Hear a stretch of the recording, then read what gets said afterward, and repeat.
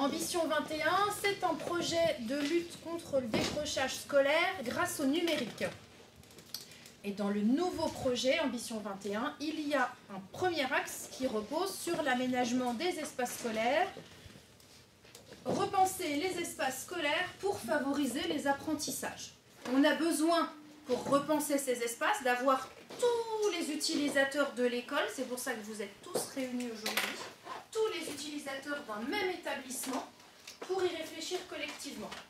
Bonjour, je m'appelle Loïc et je veux dire logique. Logique. Bien. Alors moi je m'appelle Gladys et je pense que je suis gentille. Alors je m'appelle Sybille et à cette heure-ci, je suis sereine. Bâtisseurs de possibles vous propose une charte qui est une charte pour que tout le monde se sente écouté au sein du groupe.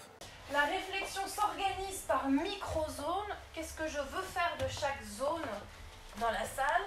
Est-ce que je veux présenter, construire, comprendre, chercher, échanger? Est-ce que je veux en faire une zone de collaboration?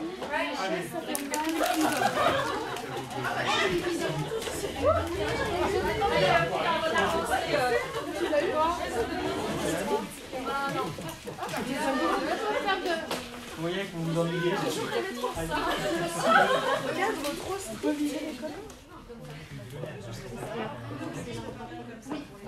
Il n'y a rien autour de l'espace, l'organisation des espaces. Dis-moi, s'il y avait trop...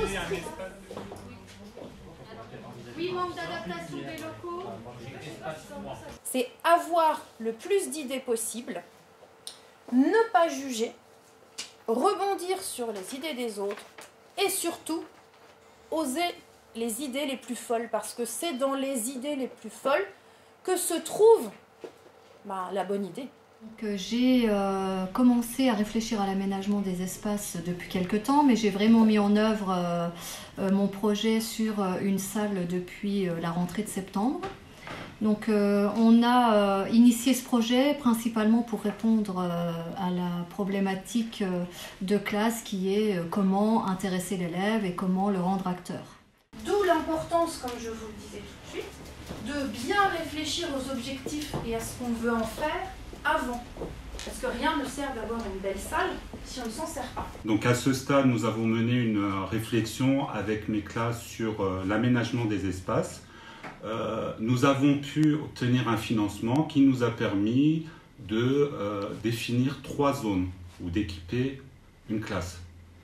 Donc on a défini une zone pour le travail personnel, une autre pour mener des travaux d'approfondissement et enfin une zone où nous allons accomplir des tâches complexes ou activités en autonomie. La salle était vraiment assez stricte, assez militaire. C'était rangé de 2 tables, si je me rappelle.